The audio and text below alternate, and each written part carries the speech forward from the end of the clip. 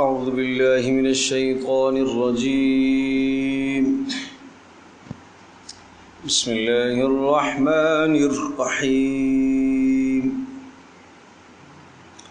طه ما انزلنا عليك القرآن لتشقى إلا تذكرة لمن يخشى تنزيلا ممن خلق الأرض والسماوات العلى الرحمن على العرش استوى له ما في السماوات وما في الأرض وما بينهما وما تحت الثرى وَإِن تَجْهَرْ بِالْقَوْلِ فَإِنَّهُ يَعْلَمُ السِّرَّ وَأَخْفَى اللَّهُ لَا إِلَهَ إِلَّا هُوَ لَهُ الْأَسْمَاءُ الْحُسْنَى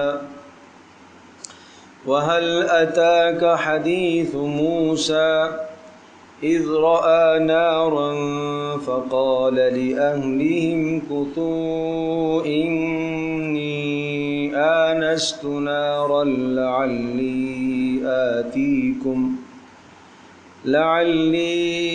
آتيكم منها بقبس أو أجد على النار هدى فلما أتاها نودي يا موسى إني أنا ربك فاخلع نعليك إنك بالواد المقدس طوى وأنا اخترتك فاستمع لما يوحى إنني أنا الله لا إله إلا أنا فاعبدني وأقم الصلاة لذكري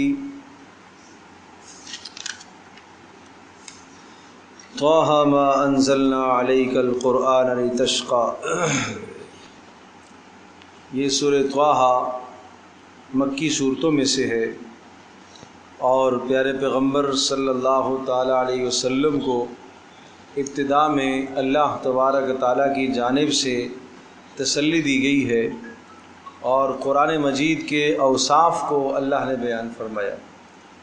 ایک اصول اور ضابطے کی بات پہلے کئی بار ہم ذکر کر چکے ہیں اور ابھی پھر ذکر کر رہا ہوں کہ ہر وہ صورت جس کے شروع میں حروف مقطعات ہوتے ہیں جیسے طه، کاف یا عین صاد، حامیم، حامیم عین سین قاف، الف لام را، الف لام میم را، قاف صاد، یہ حروف مقطعات کہلاتے ہیں۔ ان کو علیحدہ علیحدہ کر کے پڑھا جاتا ہے۔ جس صورت کے آغاز میں حروف مقطعات ہوتے ہیں اس صورت کے آغاز میں قرآن مجید کے معجزہ ہونے کا بیان ہوتا ہے۔ یہ اصولی بات ہے، لازمی شروع میں قرآن کی بات آتی ہے۔ اب سورہ بقرہ کہاں سے شروع ہوتی ہے؟ الف لام میم، ذالک الکتاب، کتاب کی بات آتی ہے، قرآن کی بات ضرور آئے گی اس میں۔ اس کے بعد سورہ آل عمران الف لام میم، اللہ لا الہ الا هو الحی القیوم، نزل علیک الکتاب، صلی اللہ نے آپ پر کتاب اتارا۔ سورہ اعراف الف لام میم صاد، کتاب انزل الیک، یہ کتاب آپ کی طرف اتاری گئی۔ اسی طرح سے اس کے بعد سورہ یوسف الف لام را، تلک آیات الکتاب المبین۔ سورہ رعد الف لام میم را، تلک آیات الکتاب۔ سورہ ابراہیم الف لام را، کتاب انزلناہ الیک لتخرج الناس من الظلمات الی النور، یہ کتاب ہم نے آپ کی طرف اتاری ہے تاکہ اس کے ذریعے سے آپ لوگوں کو اندھیروں سے روشنی کی طرف لے کر آئیں۔ اس کے بعد سورہ حجر الف لام را، تلک آیات الکتاب وقرآن مبین، یہ آیات ہیں کتاب کی اور قرآن مبین کی آیات ہیں۔ سورہ شعراء طاسیم میم، تلک آیات الکتاب المبین، طاسیم میم تلک آیات الکتاب المبین، یہ سورہ شعراء، اور اسی طرح سے سورۃ القصص۔ تو جو بھی صورت آپ دیکھیں گے حروف مقطعات سے شروع ہوتی ہے، اس میں کیا ہوتا ہے؟ شروع میں قرآن کی بات ضرور آتی ہے۔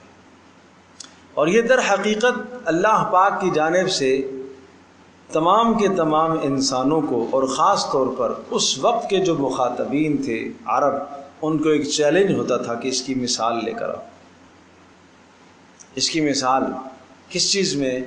اس کی فصاحت، اس کی بلاغت، اس کے اعجاز میں، اور یہ جو گزشتہ خبریں دیتا ہے، ٹھیک ٹھیک تاریخ بتاتا ہے، اس کی مثال، آئندہ حالات کی پیشن گوئی کرتا ہے، اس کی مثال، جو احکام یہ دیتا ہے اس کی مثال، جو بہترین زندگی یہ تمہیں بتاتا ہے اس کی مثال، کسی بھی پہلو میں تم اس کی مثال لا کر دکھاؤ، لیکن یقیناً تم مثال لانے سے عاجز ہو۔ تو سورہ طٰہٰ بھی اسی طرح سے ہے۔ اور پھر ایک اور بات یا ذہن نشین فرمائیے گا کہ یہ طٰہٰ اور طاسیم میم سورہ قصص اور طاسین سورہ نمل، جن حروف مقطعات کے شروع میں لفظ طا آیا ہے، اس میں خاص طور پر موسیٰ علیہ السلام کا تذکرہ بالتفصیل ہے۔ موسیٰ علیہ السلام کا ذکر وہاں تفصیل سے ہے۔ سورہ شعراء کے اندر بھی آپ دیکھیں گے، اور اسی طرح سے سورۃ القصص میں بھی آپ دیکھیں گے، اور سورہ طٰہٰ میں بھی آپ دیکھیں گے، اور سورۃ النمل میں بھی آپ دیکھیں گے کہ جو حروف طا سے شروع ہوتا ہے وہاں موسیٰ علیہ السلام کی تفصیل سے ان کی حالات زندگی کو بیان کیا گیا۔ تو سورہ قصص میں اور سورہ شعراء میں اور سورہ طٰہٰ میں اور سورۃ النمل میں، ان چار صورتوں میں بہت کثرت سے موسیٰ علیہ السلام کے حالات ذکر ہیں۔ ویسے قرآن میں یہ پہلے بھی بتا چکا ہوں کہ بہت زیادہ تذکرہ جو حضرت موسیٰ علیہ السلام کا کثرت سے ملتا ہے، اور اس کی وجہ بھی میں نے بتائی ہے۔ اس لیے کثرت سے تذکرہ ملتا ہے موسیٰ علیہ السلام کا کہ اللہ تبارک و تعالیٰ کی طرف سے جو نازل شدہ کتابیں ہیں، سب سے پہلی جامع کتاب وہ تورات آئی ہے، اور تورات کے بعد پھر بیچ میں زبور آئی ہے۔ زبور وہ کتاب تھی کہ جس میں اوراد اور وظائف تھے، احکام نہیں تھے، گویا کہ داؤد علیہ السلام وہ پیروکار تھے حضرت موسیٰ علیہ السلام ہی کے، اور موسیٰ علیہ السلام ہی کا دین چل رہا تھا، دین موسوی۔ اور اس کے بعد انجیل آئی ہے، عیسیٰ علیہ السلام پر نازل ہوئی ہے، لیکن انجیل اس وقت آئی کہ جب لوگوں نے تورات کے اندر خلط ملط کر دیا، اور نہیں معلوم ہو رہا تھا کہ اللہ کی طرف سے کیا ہے، اور لوگوں نے بھی ایک دوسرے کیا ڈال دیا۔ تو انجیل آئی ہے فرق کرنے کے لیے، اللہ کی طرف سے یہ بات ہے، اور یہ لوگوں نے اپنی طرف سے فرسودہ بنا لی۔ تو گویا کہ مستقل کتاب کون سی ہوئی؟ تورات ہوئی۔ مکمل ضابطۂ زندگی جس میں دیا گیا وہ تورات ہے۔ پھر اس کے بعد عرض کیا کہ زبور آئی، لیکن داؤد علیہ السلام موسیٰ علیہ السلام ہی کے پیروکار ہے۔ پھر انجیل آئی عیسیٰ علیہ السلام پر، لیکن فرق کرنے کے لیے آئی، اور کچھ اضافی احکام بھی دیے گئے، لیکن بنیاد تورات تھی۔ اور پھر قرآن مقدس یہ مکمل ضابطہ حیات ہے جو گزشتہ تمام آسمانی کتابوں کا خلاصہ اس میں موجود ہے۔ تو اس حساب سے قرآن کی مناسبت تورات کے ساتھ زیادہ ہے۔ اس مناسبت سے، اسی وجہ سے رسول اللہ صلی اللہ علیہ وسلم کی مناسبت حضرت موسیٰ علیہ السلام کے ساتھ زیادہ ہے۔ اس لیے جا بجا موسیٰ علیہ السلام کا تذکرہ اور تورات کا ذکر اس لیے آتا ہے۔ تو یہ ضابطے سمجھنے کی ضرورت ہے۔ ظاہر سی بات ہے کہ ہم قرآن اللہ کا کلام پڑھتے ہیں تو کم از کم کچھ تو سمجھ میں آئے کہ یہ کیوں بار بار موسیٰ علیہ السلام، موسیٰ علیہ السلام، موسیٰ علیہ السلام، بنی اسرائیل، موسیٰ علیہ السلام، بنی اسرائیل۔ اور پھر عجیب بات یہ کہ اس امت کی مماثلت بھی بنی اسرائیل کے ساتھ ہے۔ بنی اسرائیل کے ساتھ اس امت کی مماثلت اور تعلق بھی، مشابہت کہہ لیجیے آپ، اور وہ اس اعتبار سے مشابہت اور شباہت ہے کہ رسول اللہ صلی اللہ تعالی علیہ وسلم جب مبعوث ہوئے، اللہ نے رسالت کا منصب عطا فرمایا آپ علیہ السلام کو، تو آپ کے ماننے والے اور انکار کرنے والے ہلاک ہوئے، بدر میں مارے گئے، اور کفر کی کمر ٹوٹی، اور ایمان والوں کو اللہ پاک نے غلبہ عطا فرمایا۔ بالکل اسی طرح سے موسیٰ علیہ السلام کے حالات میں آپ دیکھیں گے، موسیٰ علیہ السلام جب رسول بنا کر بھیجے گئے تو فرعونی جنہوں نے انکار کیا، نہ مانا، وہ تباہ ہوئے، اور موسیٰ علیہ السلام کے اپنے خاندان کے لوگ، انہوں نے موسیٰ علیہ السلام کی بات پر ایمان لایا، اگرچہ وہ ان میں بھی بعد میں بے اعتدالیاں ہوئی ہیں، لیکن ابتداءً وہ ایمان لے آئے۔ تو وہ ایمان لے آئے تو یہ کمزور تھے، ان کمزوروں کو اللہ تبارک و تعالیٰ نے ان پر غالب فرمایا، فرعونیوں پر، اور فرعونیوں کو اللہ نے تباہ کیا۔ بالکل اسی طرح سے محمد رسول اللہ صلی اللہ علیہ وسلم پر بھی ایمان لانے والے ابتدا میں کمزور تھے، اور ان کمزوروں کو اللہ پاک نے ان پر غالب فرمایا۔ تو اس اعتبار سے بہرحال اور بھی کئی مناسبتیں ہیں، اس وقت اس کا موقع ہے نہیں، تو یہ موٹی باتیں ذہن نشین فرما لیجیے گا۔ طٰہٰ، اب اس کا ترجمہ پیچھے عرض کر چکا ہوں کہ یہ حروف مقطعات ہوتے ہیں، اور ان کا صحیح ٹھیک معنی، ٹھیٹھ معنی ان الفاظ کا کیا بنتا ہے، اللہ اعلم بمرادہ بذالک، اتنا کہنا چاہیے کہ اللہ ہی اس کی مراد کو جانتا ہے، کہ اس کا معنی اور مفہوم صحیح اللہ ہی جانتا ہے۔ پھر اللہ نے یہ کیوں چھوڑا کہ جس کا مفہوم اور معنی ہمیں نہیں پتہ، یہ اللہ اور اس کے رسول صلی اللہ علیہ وسلم کے بیچ میں ایک راز ہے، یہ راز کی بات ہے، اور اس میں ہمیں بتانے میں کوئی فائدہ نہیں تھا، اس لیے اللہ پاک نے ہمیں نہیں بتایا۔ باقی قیامت کے دن یہ سب کے سب ہمارے سامنے واضح ہو جائیں گے، اور قیامت کے دن ہمیں ان تمام کلمات کے معنی بتلا دیے جائیں گے۔ ما انزلنا علیک القرآن لتشقی، اس لیے ہم نے نہیں اتارا، ما انزلنا نہیں اتارا علیک آپ پر، القرآن ہم نے قرآن اتارا اس لیے نہیں اتارا، لتشقی کہ آپ مشقت میں پڑ جائیں۔ اس کے دو معنی کیجئے، دو معنی ہیں۔ لتشقی کا ترجمہ کیا کر رہا ہوں، تاکہ آپ مشقت میں پڑ جائیں، اس لیے ہم نے نہیں اتارا۔ یہ اس وقت کی بات ہے کہ رسول اللہ صلی اللہ علیہ وسلم قرآن مجید کے نزول کے بعد راتوں کو کھڑے ہو کر ساری رات کھڑے رہتے، اور پیروں میں ورم آ جاتا تھا، اتنا قیام لمبا ہوتا تھا کہ پیروں میں ورم آ جاتا، آپ تھک جاتے۔ تو اس پر اللہ پاک نے تسلی دی، اتنا اپنے آپ کو نہ تھکائیے، اتنا بندگی نہ کیجئے، اس لیے نہیں اتارا تھا کہ ساری رات آپ اس کو پڑھتے رہیں اور اپنے آپ کو مشقت میں ڈالیں، ایسا نہ کریں۔ ایک معنی تو یہ ہے۔ دوسرا معنی یہ ہے کہ رسول اللہ صلی اللہ تعالیٰ علیہ وسلم پر جب اللہ پاک نے کلام نازل فرمایا، اور رسول اللہ صلی اللہ تعالیٰ علیہ وسلم نے لوگوں کو اللہ کی توحید اور وحدانیت کی طرف جب دعوت دینا شروع فرمائی، تو ظاہر سی بات ہے کہ بہت سارے لوگ دشمن ہو گئے۔ وہ لوگ جو آپ کو پہلے صادق اور امین کہتے تھے، آپ کو سچا بھی کہتے تھے، آپ کو امانت دار بھی کہتے تھے، اب بھی دل میں تو یہ بات مان رہے ہیں کہ صادق امین تو ہے، لیکن زبانوں پر یہ جملے آ رہے ہیں کہ یہ جادوگر ہے، زبانوں پر یہ جملے آ رہے ہیں کہ یہ مجنون ہے، زبانوں پر یہ جملے آ رہے ہیں کہ یہ کاہن ہے، یہ دیوانہ ہے، یہ پاگل ہے، اس قسم کے بےہودہ کلمے کہتے، اور مشرکین یہ کہنے لگ گئے کہ محمد صلی اللہ علیہ وسلم پر جو کلام نازل ہوا، اس کے زعم کے مطابق یہ کہتا ہے کلام اترا ہے، اس کلام اترنے سے تو اس کی زندگی تلخ ہو گئی، لوگوں نے اس کی زندگی تلخ کر دی ہے، لہٰذا یہ کون سی سعادت مندی ہے، یہ کون سی سعادت مندی ہے، یہ کوئی سعادت مندی تو نہیں ہے، یہ تو بد نصیبی ہے۔ یہ کون کہہ رہے ہیں؟ مشرکین کر رہے ہیں۔ اس پر فرمایا ما انزلنا علیک القرآن لتشقی، اس لیے نہیں قرآن اتارا کہ آپ شقی اور بدبخت بنے، نہیں، اللہ آپ کو سعادت عطا کرے۔ جیسے یہ کہہ رہے ہیں یہ غلط کہہ رہے ہیں، یہ ان کے قول کی اللہ پاک نے تردید فرمائی ہے۔ تو پہلے والا معنی وہ بھی کیا گیا ہے، اور دوسرا بھی، پہلے والا معنی وہ زیادہ راجح ہے۔ ہم نے اس لیے نہیں اتارا کہ لتشقی کہ آپ کیا کریں، بولو، مشقت میں پڑ جائیں۔ کس لیے آیا ہے؟ الا تذکرۃ لمن یخشی، ہاں یہ نصیحت کا کلام ہے، تذکرۃ یہ نصیحت حاصل کرنے کے لیے ہے، لیکن کون نصیحت حاصل کرے گا؟ لمن یخشی، اس شخص کے لیے جو ڈر رکھتا ہے، جس کو آخرت کا خوف ہو، اس کے لیے نصیحت ہے۔ ورنہ جس آدمی کے اندر آخرت کا ڈر اور خوف ہی نہیں ہے تو وہ تو اپنی ساری صلاحیت تباہ کر چکا ہے، کھو چکا ہے، تو اس کے سامنے آپ شور کرتے رہو، اسے کیا احساس ہے کہ کیا پڑھا جا رہا ہے؟ الا تذکرۃ لمن یخشی تنزیلا. اچھا یہ آیا کہاں سے ہے؟ تنزیلا. تنزیل کہتے ہیں نزول، نازل ہونا. تنزیل یہ نازل کیا ہوا ہے ممن اس ذات کی طرف سے خلق الارض جس نے پیدا کیا زمینوں کو، والسماوات اور آسمانوں کو، العلا بلند جس نے زمینوں کو پیدا کیا اور بلند و بالا آسمانوں کو پیدا کیا. یہ یاد رکھیے گا، اللہ پاک نے یہ حوالہ دیا کہ یہ قرآن اس ذات کی طرف سے کہ جس نے پیدا کیا کس کو؟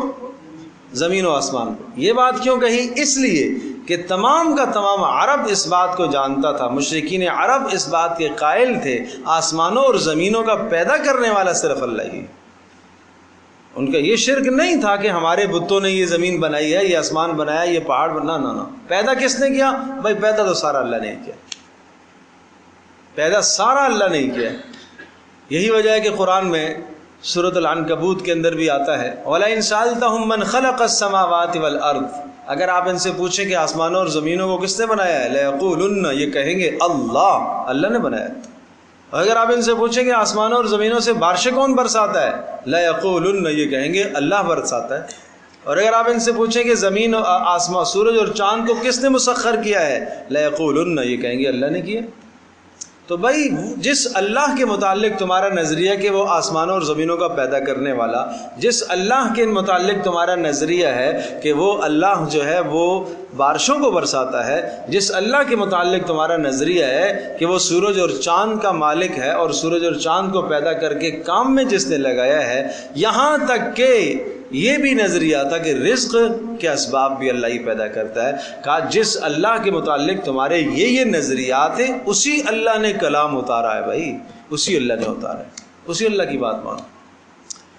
تنزیلا ممن خلق الارض یہ نازل ہوا ہے اس پروردگار کی جانب سے، خلق الارض جس نے پیدا کیا کس کو؟ زمینوں کو، والسماوات اور آسمانوں کو، العلا بلند آسمانوں کو. الرحمن علی العرش استوى اللہ تعارف کرا رہا ہے وہ ذات کون ہے؟ الرحمن. سبحان اللہ. ایک ایک جملہ ایسا ہے نا، ایک ایک جملہ ایسا ہے کہ جو اس پورے کے پورے جزیرہ عرب اور قیامت تک آنے والے انسانوں کے ذہنوں کو صحیح رخ دے رہا ہے. الرحمن. اچھا جب اس اللہ نے اتارا ہے جس نے آسمانوں کو بنایا، جس نے زمینوں کو بنایا، تو وہ تو بہت بڑی طاقت ہے، وہ تو بہت بڑی شان کا مالک ہے. اس نے جب قرآن اتارا ہے اور اپنی شان کے مطابق اتارا ہے تو اس میں تو بڑے سخت احکام آئیں گے، بڑی مشکل باتیں آئیں گی، شاید ہمارے لیے عمل کرنا ممکن نہ ہو. فرمایا نہیں، الرحمن وہ مہربان ہے، غم نہ کرو وہ مہربان ہے. علی العرش استوى اور وہ مہربان ہے اور وہ عرش پر قائم ہے. استواء علی العرش اس کے متعلق بھی یہ نظریہ رکھیے گا، استواء علی العرش اللہ تبارک و تعالیٰ کا عرش پر مستوی ہونا، قائم ہونا یہ معلوم ہے، اس کی کیفیت مجہول ہے. اس کو کہتے ہیں متشابہات. متشابہات کا مطلب کیا ہے کہ یا تو اس لفظ کا معنی اور مراد دونوں معلوم نہیں ہے، جیسے طٰہٰ نہ اس کا معنی معلوم نہ اس کی مراد معلوم، اللہ ہی جانتا ہے. اور نمبر 2 کہ اس کا معنی تو پتہ چل رہا ہے لیکن مراد کیا ہے اس کی یہ نہیں پتہ.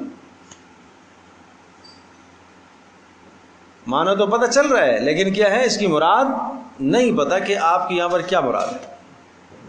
ٹھیک ہے، یہ ہماری زبان کے اندر بھی بہت سارے الفاظ اور کلمات ایسے استعمال ہوتے ہیں کہ جہاں ایک لفظ ہم نے بولا ہے معنی تو ہمیں پتہ ہے لیکن آپ پوچھیں گے بھائی کیا مراد ہے آپ کی، آپ کیا کہنا چاہ رہے ہیں اس لفظ سے، تو آپ مراد کی وضاحت کریں گے. تو اسی طرح سے جس لفظ کا معنی اور مراد دونوں معلوم نہ ہو اس کو متشابہ کہتے ہیں. اور متشابہ کا حکم کیا ہے؟ ہمیں اس پر یہ ایمان رکھنا ہے کہ اللہ پاک کی جو اس سے مراد ہے وہ برحق ہے، وہ سچ ہے، میں اس پر ایمان رکھتا ہوں. بس یہ متشابہات پر ایمان. لہو ما فی السماوات و ما فی الارض اس کی سلطنت اور قدرت، اور یہ اس صورت کا خاص موضوع ہے. لہو ما فی السماوات و ما فی الارض فرمایا آسمانوں اور زمینوں میں لہو اسی ہی کا ہے، ما فی السماوات جو آسمانوں میں ہے وہ اسی کا ہے، و ما فی الارض اور جو زمینوں میں ہے وہ بھی اسی کا ہے.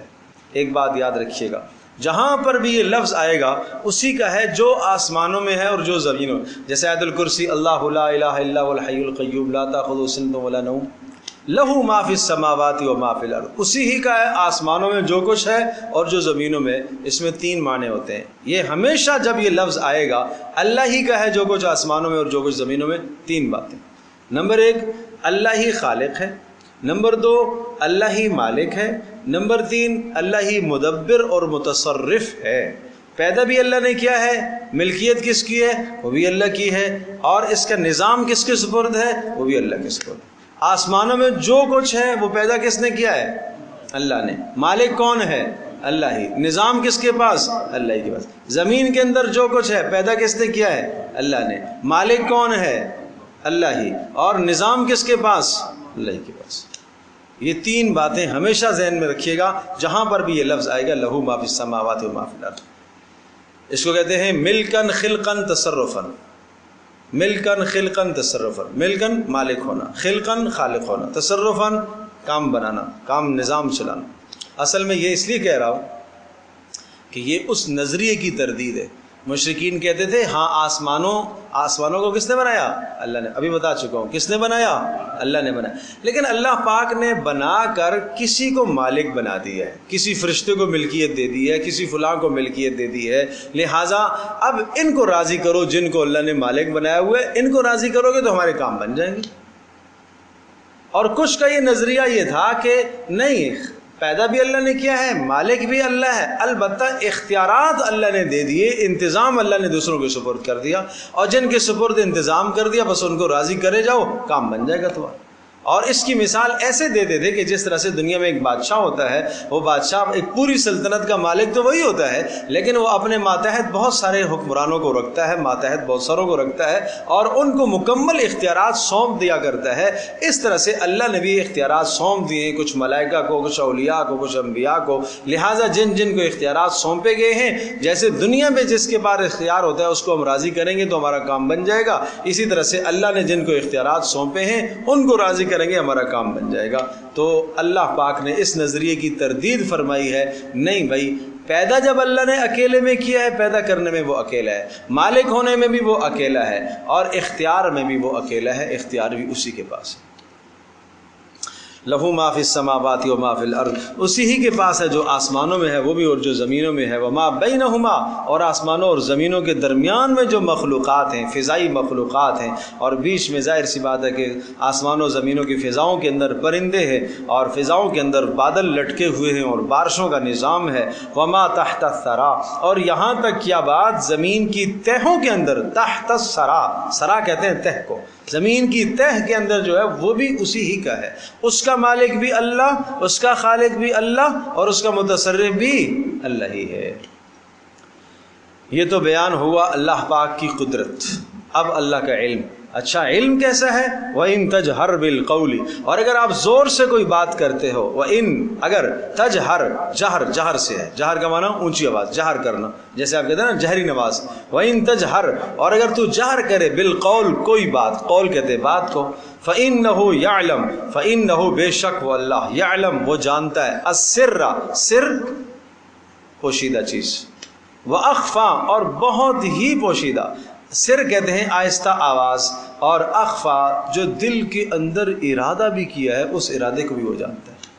سر آہستہ سے سرگوشی کرنا، میں آپ سے بات کر رہا ہوں، آپ سن رہے ہیں میری بات، کوئی اور نہیں سن رہا، یہ سر ہو گیا، اور ایک میرے دل میں جو بات ہے وہ آپ کو بھی نہیں پتا کہ کیا بات ہے۔ اللہ تبارک و تعالیٰ جو آپ کی سرگوشی ہے اسے بھی جانتا ہے، اور جو آپ کے دل میں بات ہے اسے بھی جانتا ہے۔ اللہ لا الہ الا ہو، یہ ہے مقصودی بات۔ اب کہ جب یہ بات آپ سمجھ چکے آسمانوں اور زمینوں کا مالک بھی اللہ ہے، اور زمینوں کے تہوں کے اندر جو ہے وہ اس کا مالک بھی اللہ ہی ہے، اور تمہاری اونچی بات کو بھی جانتا ہے، اور آہستہ اور پست آواز کو بھی جانتا ہے، اور تمہارے دلوں کے اندر خیالات کو بھی جانتا ہے، جب یہ سب کچھ ہے تو اب سمجھو اللہ لا الہ الا ہو، اللہ وہ ذات ہے کہ اس کے سوا اب کوئی بندگی کے لائق نہیں ہے، لہٰذا بندگی بھی اسی کی ہے۔ جب خلق اسی کی ہے، خالق وہ ہے، جب مالک بھی وہی ہے، جب متصرف بھی وہی ہے، جب وہ جانتا بھی اتنا ہے، تو پھر بندگی بھی اسی کی کرنی چاہیے نا، اس لیے کہ بندگی کا مطلب مشکل میں آپ پکاریں گے تو مشکل میں آپ پکاریں گے، اگر آپ نے ایسے کو پکارا جو آہستہ آواز سنتا ہی نہیں ہے، ایسے کو پکارا جو دل کی آواز کو، دل کی اندر کے ارادے کو جانتا ہی نہیں ہے، تو تمہارے مقصد کو کیسے پورا کرے گا؟ اس لیے فرمایا اللہ لا الہ الا ہو، اللہ وہ ذات ہے، اس کے سوا کوئی عبادت کے لائق نہیں، لہ الاسماء الحسنی، اس کے اور بہترین نام ہیں۔ یہ اللہ پاک کے نام قرآن مجید کے شروع میں جو لکھے ہوئے ہوتے ہیں، ان للہ 99 اسما من احصاها دخل الجنہ، اللہ کے یہ 99 اسماء ہیں جو ان کو پڑھے گا، پڑھنے کا التزام و اہتمام کرے گا، فرمایا دخل الجنہ، اللہ اس کو جنت میں داخل کرے۔ اور یہ اپنے بچوں کو یاد کرایا کرو۔ کتنی اچھی بات ہو اگر روزانہ 10 نام یاد کرا دو، چلو 10 نہیں تو 5 بیٹا یہ نام روزانہ 5 یاد کرو، اور وہ پورے نام یاد ہو جائیں بچے کو، پھر اس کو انعام دے۔ 99 نام اس نے اللہ کے یاد کر لیے۔ واہیات لغویات کتنی لوگ آج بچے یاد کر لیتے ہیں، کتنی لمبی پوئم بچوں کو یاد ہوتی ہیں، انگریزی میں یاد ہوتی ہیں، اردو میں یاد ہوتی ہیں۔ تو کیا ہی اچھی بات ہو کہ اللہ پاک کے یہ مبارک نام، رسول اللہ صلی اللہ علیہ وسلم کے یہ مبارک نام یہ یاد کرا دیے جائے۔ تو اس کی کوشش فرمائیں بھائی سارے کہ اپنے بچوں کو یہ نام یاد کرانا شروع کریں۔ یہاں تک تمہیدی بات ہو گئی، اور مقصودی بات بھی ہو گئی کہ اللہ جو صورت کا دعویٰ تھا، اللہ کا علم وہ بھی بیان فرما دیا، اور اللہ ہی بندگی کے لائق ہے یہ بھی بات آ گئی۔ وَهَلْ أَتَاكَ حَدِيثُ مُوسَىٰ، اب تفصیل سے حضرت موسیٰ علیہ السلام کے حالات آئے۔ پہلے حضرت موسیٰ علیہ السلام کی نبوت اور رسالت کا یہاں تذکرہ ہے کہ جس طرح سے اللہ نے آپ کو رسول بنایا ہے، اسی طرح سے حضرت موسیٰ علیہ السلام بھی اللہ کے رسول تھے۔ وَهَلْ أَتَاكَ حَدِيثُ مُوسَىٰ، اور یہ خبر سنائی جاتی ہے رسول اللہ صلی اللہ علیہ وسلم کو تسلی دینے کے لیے اور اہل ایمان کو متنبہ کرنے کے لیے کہ دیکھو محمد صلی اللہ علیہ وسلم پر اللہ نے کلام اتارا، اور یہ کلام اسی طرح سے اترا جیسے موسیٰ علیہ السلام پر اللہ نے کلام اتارا، اور تمہیں پتہ ہے کہ موسیٰ علیہ السلام کو کتنی تکلیفوں اور مصیبتوں سے گزرنا پڑا، لہٰذا اے نبی جیسے موسیٰ علیہ السلام پر پریشانیاں آئیں اور انہوں نے صبر فرمایا، آپ پر بھی پریشانیاں آئیں گی، آپ بھی صبر کیجیے گا۔ وَهَلْ أَتَاكَ حَدِيثُ، بڑے پیار سے، پیارے انداز سے خطاب کر کے کہا، وَهَلْ أَتَاكَ، کیا اے نبی آپ کے پاس پہنچی حدیث موسیٰ، موسیٰ علیہ السلام کی بات؟ اِذْ رَأَىٰ نَارًا، جب دیکھی موسیٰ علیہ السلام نے آگ۔ یہ کب کی بات ہے؟ پہلے ترجمہ سن لیں۔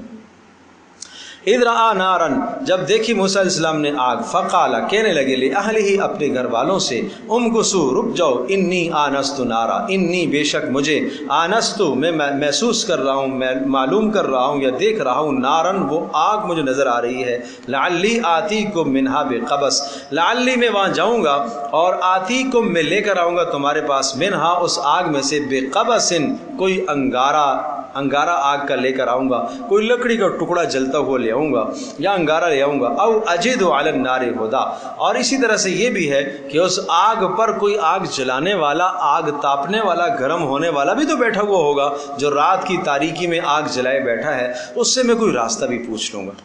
حضرت موسیٰ علیہ السلام جب مدین سے مصر کی طرف آئے، 10 سال مدین میں اللہ کے حکم سے گزارے، یہ آگے آئے گا، یہ موسیٰ علیہ السلام کا مدین میں جانا یہ اتفاقی امر نہیں ہے، یہ اللہ تبارک و تعالیٰ کی تقدیر کا فیصلہ تھا، اور یہ فیصلہ اس لیے تھا کہ حضرت موسیٰ علیہ السلام کو نبوت سے پہلے اللہ پاک نے وہ تربیت دینی تھی، نبوت سے پہلے وہ تربیت دینی تھی، اس لیے مدین میں اللہ تبارک و تعالیٰ نے حضرت شعیب کے یہاں ٹھہرایا، اور وہاں 10 سال گزرے، اور 10 سال کے بعد شعیب علیہ السلام کی بیٹی سے موسیٰ علیہ السلام کی شادی ہوئی، اور ان کو لے کے واپس مصر کی طرف آنے لگے، اور مصر کی طرف جب آنے لگے تو راستے میں رات ہو گئی، رات کی تاریکی چھا گئی، اور جب رات کی تاریکی ہوئی تو کچھ راستہ بھی شش و پنج میں ہو گیا، راستہ بھی بھول گئے مصر جانے کا، اور دوسرا سردی بھی شدید تھی، اور اس شدید سردی میں یہ دور سے ایک آگ نظر آئی، تو اپنی اہلیہ سے کہا کہ میں دیکھتا ہوں وہ آگ ہے، اور یقیناً وہاں کوئی آدمی ہوگا آگ چلانے والا۔ قافلے راتوں کو چلتے تھے اور کسی جگہ پر راتوں کو ٹھہر کر اپنی ضرورت کو پورا کر لیتے تھے، کھانے پینے کی چیز بنا لیا کرتے تھے، ممکن ہے کوئی قافلہ ہو، وہاں سے راستہ بھی پوچھ لوں گا اور کچھ آگ بھی لے آؤں گا تاکہ آگ ہمیں بھی کچھ سردی اور ٹھٹر رہے ہیں، تو اس ٹھٹرنے کا انتظام اور سردی کا انتظام تاکہ ہو سکے، اور دوسرا راستہ بھی پتہ کروں گا۔ موسیٰ علیہ السلام اس نظریے سے آگ کے پاس پہنچے۔ فلما اتاہا، جب موسیٰ علیہ السلام اس آگ کے پاس پہنچے، نودی یا موسیٰ، آواز دی گئی اے موسیٰ، انی انا ربک، میں تمہارا رب ہوں۔ وہ آگ نہ تھی، وہ حقیقت میں نور تھا، اللہ کی طرف سے اترنے والی ایک تجلی تھی، جو ایک درخت پر تجلی پڑ رہی تھی، اور ایک درخت روشن نظر آ رہا تھا، تو اس لیے آواز آئی انی انا ربک، میں تیرا رب ہوں۔ موسیٰ علیہ السلام جیسے ہی اس نور کے پاس، آگ کے پاس پہنچے، تو چاروں طرف سے ایسی آواز آئی، سمت متعین نہیں کر پا رہے تھے موسیٰ علیہ السلام کہ کس طرف سے آواز آ رہی ہے، کوئی سمت متعین نہیں ہو رہی تھی، بس آواز پڑی کان میں، انی انا ربک، میں تیرا رب ہوں۔ لہٰذا فخلا نہ علیک، آپ اپنے جوتوں کو اتار دیجئے، فخلا نہ علیک، آپ جوتے اتاریے، انک بالوادی المقدس طویٰ، بے شک آپ ایک مقدس وادی کے اندر ہیں، انک بالوادی المقدس طویٰ، بے شک آپ ایک مقدس جگہ پر ہیں جس کا نام طویٰ ہے۔ یہ اشارہ یہ تھا، مقدس وادی اس کو اس لیے کہا گیا کہ ظاہر سی بات ہے کہ اللہ پاک سے ہم کلامی آپ کی ہونے والی ہے، اور یہ شرف آپ کو حاصل ہو رہا ہے، تو اس شرف کے نتیجے میں یہ جگہ جو ہے وہ مقدس بن گئی ہے، لہٰذا آپ یہاں اپنے جوتوں کو اتاریے گا۔ تو پتہ یہ چلا کہ کوئی مقدس جگہ جب آتی ہے تو آدمی وہاں اس کا التزام اور اہتمام کرتا ہے، مسجد ہے، مقدس جگہ ہے، وہاں آدمی کو جوتے اتار کے داخل ہونا چاہیے۔ گھر کے اندر وہ نماز کی جگہ جہاں خواتین نماز پڑھتی ہیں یا مرد حضرات جہاں نوافل ادا کرتے ہیں، ایک کمرہ مخصوص جو آپ نے نماز کے لیے کر دیا ہے، اس کمرے کو پاکیزہ رکھنا چاہیے۔ یہ اس بات کا حکم ہے کہ جس جگہ پر انسان اپنے پروردگار سے مناجات کرتا ہے، ہم کلام ہوتا ہے، اللہ سے بات چیت کرتا ہے، وہ جگہ پاکیزہ ہونی چاہیے۔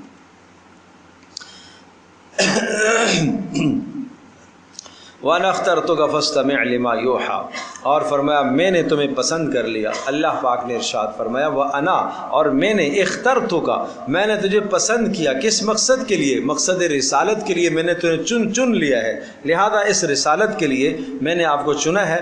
فَاسْتَمِعْ، توجہ سے سن، لِمَا يُوحَىٰ، جو آپ کی طرف وحی آ رہی ہے، آپ سنیے گا توجہ سے۔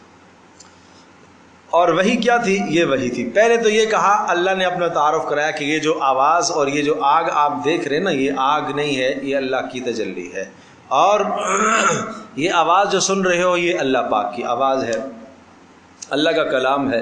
دوسرا، اننی انا اللہ لا الہ الا انا فاعبدنی، یہ ارشاد فرمایا بے شک انا اللہ لا الہ الا، بے شک میں ہی معبود ہوں، اننی انا اللہ، میں ہی اللہ ہوں، لا الہ الا انا، کوئی عبادت کے لائق نہیں ہے مگر میں ہی ہوں، فاعبدنی، لہذا تم صرف میری ہی بندگی کرو۔ اللہ اکبر۔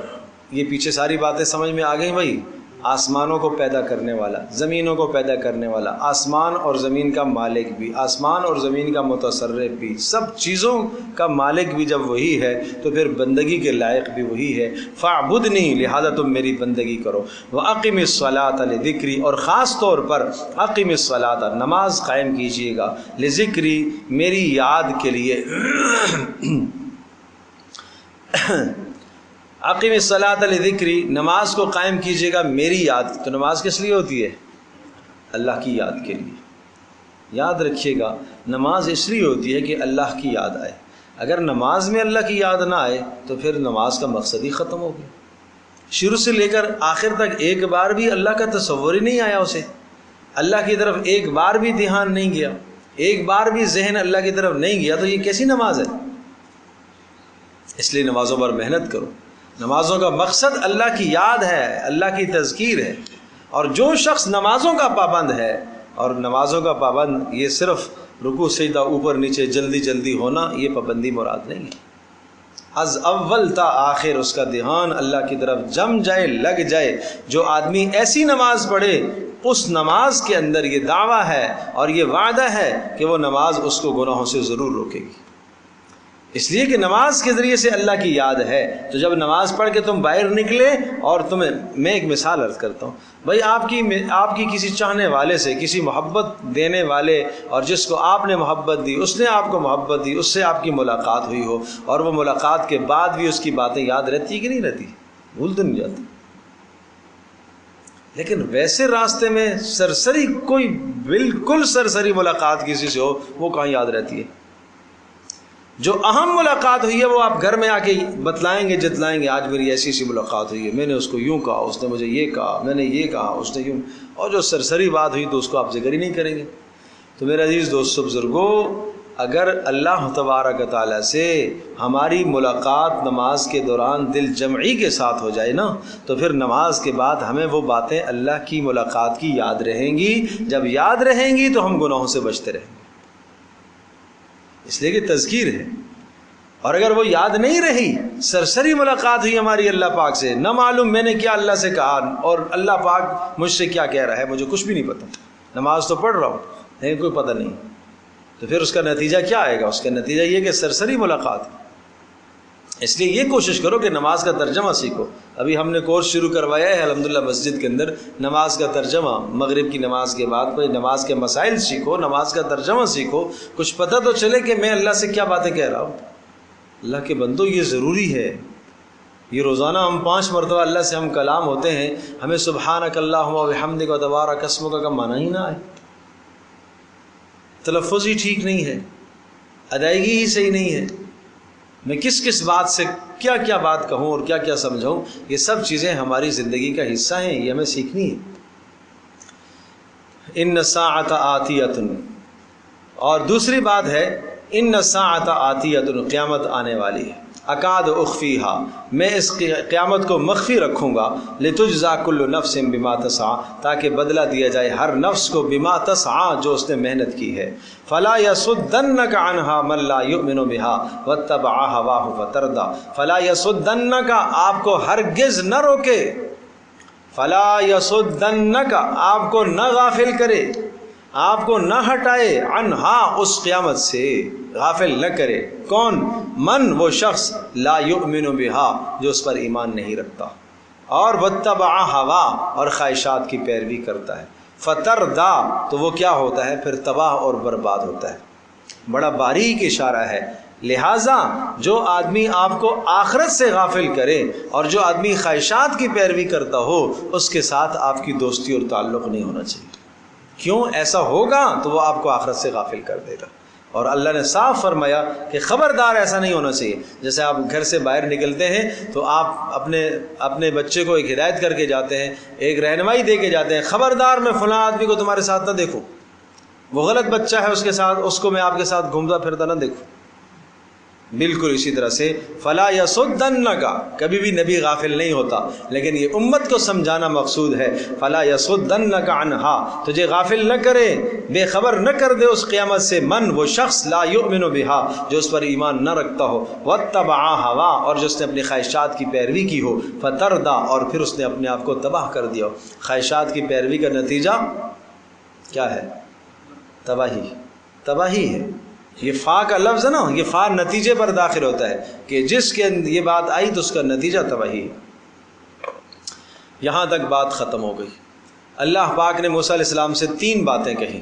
پہلی بات اپنا تعارف کرایا، دوسرے احکامات میں سے عبادت جیسا اہم حکم عطا فرمایا، تیسرا آخرت کا تصور دیا۔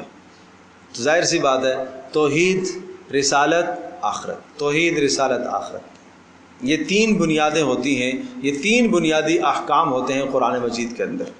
تو یہ تینوں باتیں یہاں پر موجود ہو گئیں کہ ہم نے آپ کو رسول بنایا ہے، اللہ کی طرف سے مختص ہو گئے ہیں آپ، اور لہٰذا اب آپ نمازوں کی پابندی اور خود بھی اور دوسروں کو بھی پابند کرنا، اور اللہ نے اپنا تعارف بھی کروایا اور پھر آخرت کا تصور بھی دیا۔ اب جب آپ کو رسالت کا منصب عطا کیا ہے تو ضروری ہے کہ کوئی دلیل تو ہو۔ جب آپ لوگوں کے پاس جائیں گے دلیل دینے کے لیے کہ آپ یہ کہیں گے میں رسول ہوں، تو پھر رسول پر کوئی دلیل آپ کو، وہ دلیل لیجئے۔ اللہ نے 2 معجزے عطا فرمائے۔ معجزہ کس کو کہتے ہیں؟ معجزہ اس کام کو کہتے ہیں کہ عام آدمی کے ہاتھ سے وہ کام نہ ہو سکتا، اور وہ شخص جس کے ہاتھوں میں وہ کام ہوا ہو وہ کیا ہو؟ وہ نبی اور رسول، اور رسول۔ 3 باتیں یاد نشین کیجیے گا، بڑی اہم 3 باتیں۔ کوئی بھی آدمی خلاف عادت کام کر دیتا ہے جو عام آدمی نہیں کر سکتا، تو اس کی ایک صورت تو یہ ہے، جس آدمی اس کے ہاتھ سے خلاف عادت کام ہوا ہے، یہ پتھر میرے ہاتھ میں ہے، بے جان چیز ہے. اب میں نے یوں رکھا ہوا ہے, اگر یہ میرے ہاتھ سے اڑ کر وہاں چلا جائے تو یہ کیا کہلاتا ہے؟ یہ خلاف عادت ہے. یہ کام کیا کہلائے گا؟ خلاف عادت. عام آدمی یہ کام نہیں کر سکتا. کوئی بھی چیز یہ بے جان یہاں رکھی ہے, یہ از خود کسی کے کہنے سے یہاں سے اٹھ کے وہاں چلی جائے تو یہ کیا ہے؟ یہ خلاف عادت کام ہے. اس قسم کا کوئی بھی کام, خلاف عادت کام, اگر کسی ایسے آدمی کے ہاتھ پر سرزد ہو رہا ہے جو شریعت کا متبع نہیں ہے, سنت کی اتباع کرنے والا نہیں ہے, دین کی پیروی کرنے والا نہیں ہے, اسلام کے اندر وہ داخل ہی نہیں ہے, یا اسلام کے اندر داخل تو ہے, مسلمان تو ہے, لیکن اس کے نظریات, اس کے عقائد ٹھیک نہیں ہیں, وہ خلاف شرع عمل کر رہا ہے, تو یاد رکھیے گا یہ استدراج کہلاتا ہے. یہ شعبدہ بازی بھی ہے, یہ استدراج بھی ہو سکتا ہے. استدراج کا مطلب کیا ہے کہ اللہ نے اس کے ہاتھ پر یہ کر دیا, اس لیے کر دیا اللہ نے اس کو ڈھیل دی ہے, مہلت دی ہے, اور یا وہ اپنے کسی کرتب سے یہ دکھا رہا ہے, وہ نظر بندی کر رہا ہے. اور اگر اس قسم کا کام کسی ایسے شخص کے ہاتھوں پر سرزد ہوتا ہے, صادر ہوتا ہے, جو متبع شریعت ہے, شریعت کی اتباع کرنے والا ہے, سنت کی پیروی کرنے والا ہے, تو وہ کرامت کہلاتی ہے. ٹھیک ہے, کرامت بھی برحق. اور اگر یہ کام کسی ایسے شخص کے ہاتھ پر سرزد ہوتا ہے کہ جو نبی ہے, رسول ہے, تو پھر اس کو معجزہ کہیں گے. لیکن پیارے پیغمبر صلی اللہ علیہ وسلم چونکہ آخری رسول, آخری نبی, آپ علیہ السلام کے بعد کسی رسول نے نہیں آنا. اور اب اگر کوئی آدمی نبوت کا دعویٰ یا رسالت کا دعویٰ کرے اور اس پر کوئی معجزہ پیش کرے تو وہ تو سراسر کافر ہے. اور یہاں تک کہ جو آدمی اس سے معجزے کا مطالبہ کرے وہ بھی کافر ہے. کوئی آدمی دعویٰ کر رہا ہے کہ میں نبی ہوں, رسول ہوں, معاذ اللہ ثم معاذ اللہ, اور کوئی آدمی اس سے کہے گا کہ جناب کیا دلیل ہے تمہارے پاس, کوئی دعویٰ کو معجزہ تو لے کے آؤ, تو جو معجزے کا مطالبہ کرے گا وہ بھی کافر ہے. اس لیے کہ دلائل اور براہین سے یہ بات ثابت ہو چکی ہے کہ محمد رسول اللہ صلی اللہ علیہ وسلم آخری رسول ہے. تو اب معجزات دیکھیے. وما تلک بیمینک یا موسیٰ, اے موسیٰ تیرے ہاتھ میں کیا ہے؟ مقصود تعین کرانا تھا کہ یہ بتا تیرے ہاتھ میں جو چیز ہے, لاٹھی ہے نا, یہ جاندار ہے یا بے جان ہے؟ تو موسیٰ علیہ السلام نے کہا یہ عصائی, یہ تو لاٹھی ہے. مطلب لاٹھی بے جان ہوتی ہے, جاندار بے جان چیز ہے. اچھا, موسیٰ علیہ السلام کو اللہ سے کلام کرتے ہوئے لطف آ رہا تھا تو مزید کلام کو بڑھایا. حالانکہ جواب اتنا ہی تھا, یہ عصائی, یہ لاٹھی ہے, لیکن مزید کہا اتوکل. اللہ نے پوچھا نہیں کہ کیا کرتے ہو اس سے, کہا اتوکل علیہا, میں اس پر ٹیک لگاتا ہوں. واحش بہا علی غنمی, احش پتے جھاڑتا ہوں, بہا اس لاٹھی کے ذریعے سے, علی غنمی اپنی بکریوں پر, ولی فیہا معارب اخرى, اور اس میں میرے لیے اور بھی فائدے ہیں. ولی اور میرے لیے, فیہا اس میں, معارب فائدے, اخرى اور مزید بھی فائدے. مزید فائدے, راستے میں چلتے چلتے کوئی موذی جانور آتا ہے تو اس کو میں ہٹا دیتا ہوں, اس کو مارتا ہوں, اس کو بگاتا ہوں, درندوں کو بگاتا ہوں, کتوں کو بگاتا ہوں. تو یہ لاٹھی کے فوائد گنوا دیے, ورنہ مقصود سوال کا صرف اتنا تھا کہ یہ بتائیے ہے کیا, یہ جاندار ہے یا یہ بے جان ہے. موسیٰ علیہ السلام نے بتا دیا یہ عصائی, اے اللہ یہ لاٹھی.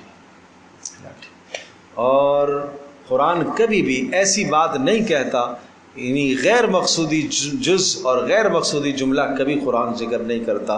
فائدہ اس کا بھی یہاں بڑا ہے کہ دیکھو اللہ سے کلام کرنے کا اتنا لطف ہے کہ موسیٰ علیہ السلام کا جی نہیں بھرا ایک بات سے, مزید بات کو طول دے رہے. جب آپ دنیا میں کسی بڑے کے پاس جاتے ہو, اس نے آپ سے ایک بات پوچھی, آپ جواب میں 4 باتیں کہہ دیتے ہو. آپ کا جی چاہتا ہے کہ میں فلاں سے بات کر رہا ہوں, بڑے آدمی سے بات کر رہا ہوں, تو اللہ سے بڑا کون ہو سکتا ہے؟ قال القھا یا موسیٰ, اللہ نے ارشاد فرمایا موسیٰ القھا, پھینک اس کو, اے موسیٰ اس کو پھینکو. فالقاها فاذا هي حیۃ تسعى, موسیٰ علیہ السلام نے پھینکا اس کو, فاذا هي حیۃ, تو وہ سانپ بن گیا, تسعى, دوڑتا ہوا. یہ سب سے پہلی ممارست ہے موسیٰ علیہ السلام کی, سب سے پہلی تمرین اور مشق ہے موسیٰ علیہ السلام کی اس پہلے معجزے کے ساتھ. اور اس کا تذکرہ سورۃ القصص کے اندر اور سورۃ النمل کے اندر بڑی تفصیل سے آیا ہے کہ جب موسیٰ علیہ السلام نے اس کو پھینکا, وہ لاٹھی بنی. وَلَّا مُدْبِرًا وَلَمْ يُعَقِّبْ, موسیٰ علیہ السلام پیٹ پھیر کر بھاگے, پلٹ کے بھی نہیں دیکھا, بھاگے. سانپ ہے, اژدہا ہے, اس سے بھاگے. یہ بھاگنا یہ کوئی نبوت کی شان کے خلاف نہیں تھا, رسالت کی شان کے خلاف نہیں تھا. انسان ہونے کے ناطے سے ڈر جاتا ہے انسان, تو یہ خوف طاری ہوا اور بھاگے. جب بھاگے تو اللہ نے فرمایا کہ اقبل، اس کو پکڑو. جب پکڑنے کے لیے ہاتھ ڈالا تو اللہ پاک نے ارشاد فرمایا کہ نہیں، سامنے سے، پیچھے سے پکڑنا چاہا، اقبل، سامنے سے، منہ میں ہاتھ ڈالو، منہ میں. اللہ اکبر.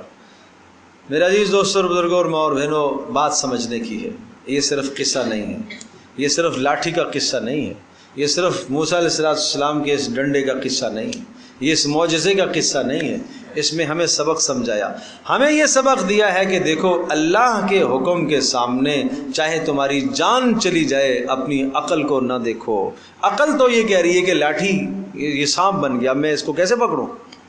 چلو ٹھیک ہے، پہلے لاٹھی تھی لیکن اب تو یہ سانپ بن گیا، اب تو یہ کاٹے گا، یہ کھائے گا. عقل تو یہ کہہ رہی ہے کھائے گا، لیکن اللہ کا حکم ہے کہ پکڑو. تو اب اللہ کے حکم کے سامنے عقل کے گھوڑے نہیں دوڑائے جاتے، اللہ کے حکم کی پیروی کی جاتی.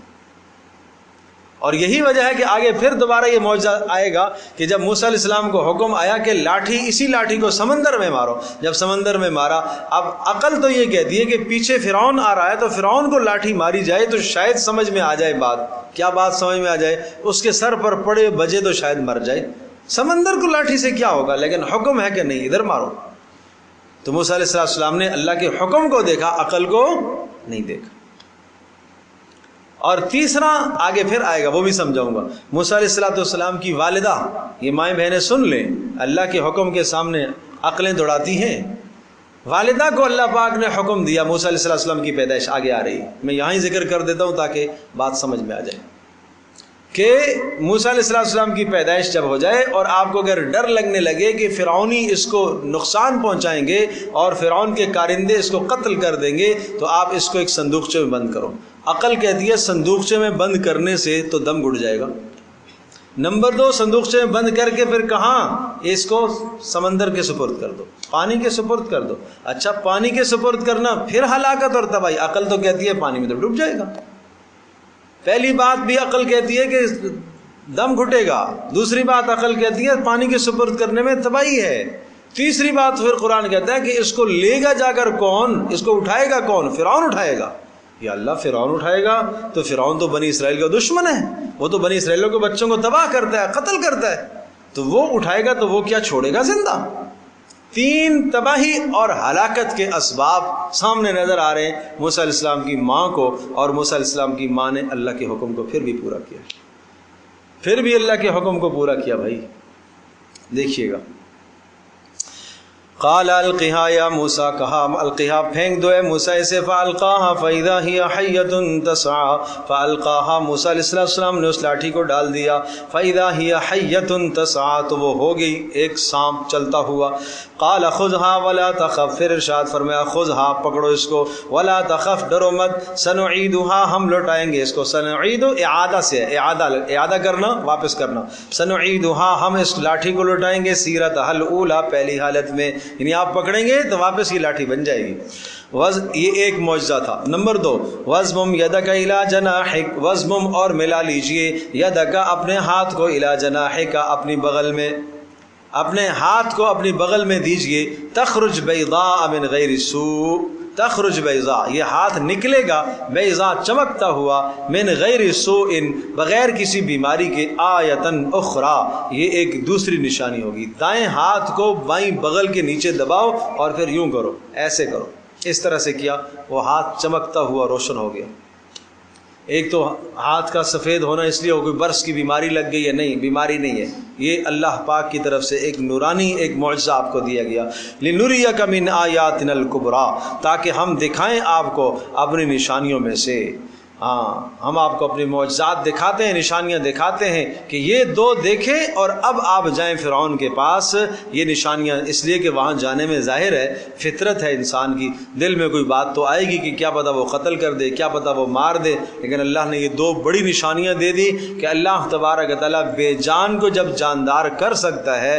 آج یہ جاندار ہوا ہے فرعون اور بنی اسرائیل پر غالب ہوا ہے اور بنی اسرائیل اس کے سامنے بے جان ہوئے ہیں. اللہ تبارک تعالیٰ قادر مطلق ہے، کل اس کو بے جان کرے گا انشاءاللہ. اذهب الى فرعون انه طغى، جا فرعون کے پاس، انه طغى، اور سرکشی مچا لی، اس نے حد سے تجاوز کر گیا ہے، ظلم میں حد سے تجاوز کر لیا، ظلم میں انتہا کو پہنچ گیا۔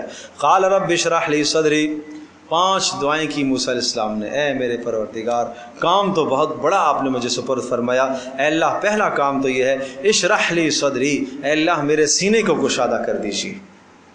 اشرح لی صدری، میرے سینے کو کشادہ کرنے کا مطلب یہ ہے کہ تاکہ میں اس بات کو بے دھڑک بے جھجک کہہ سکوں، اے اللہ میرے سینے کو کشادہ کر دیجئے اور اندر کی جھجک جتنی بھی ہے وہ ساری کی ساری ختم ہو جائے۔ نمبر 2 ویسر لی امری، اور اے اللہ میرے کام کو آسان کر دے، تبلیغ والا جو کام ہے اس کو آسان کر دے۔ نمبر 3 واحلل عقدۃ من لسانی یفقہوا قولی، واحلل عقدۃ، اے اللہ کھول دیجئے عقدہ، اس گرہ کو، من لسانی میری زبان سے، یفقہوا قولی تاکہ یہ لوگ میری بات کو سمجھ سکیں۔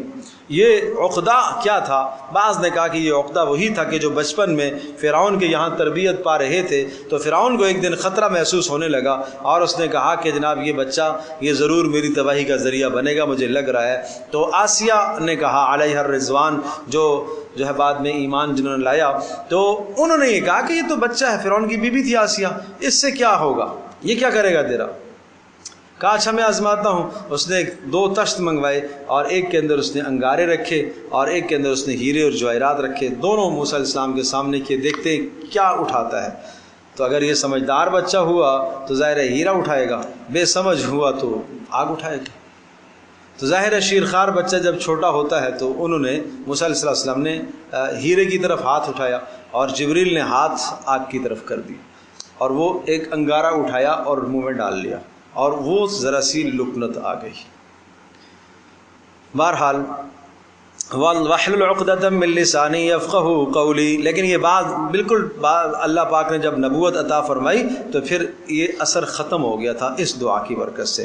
یفقہوا قولی واجعل لی وزیرا من اہلی، اور چوتھی بات یہ ہے واجعل لی، اور بنا لیجئے میرا ساتھی، واجعل لی وزیرا، وزیر بنا دیجئے، من اہلی میرے اہل میں سے ایک وزیر بنا دیجئے، ہارون، کس کو؟ ہارون کو۔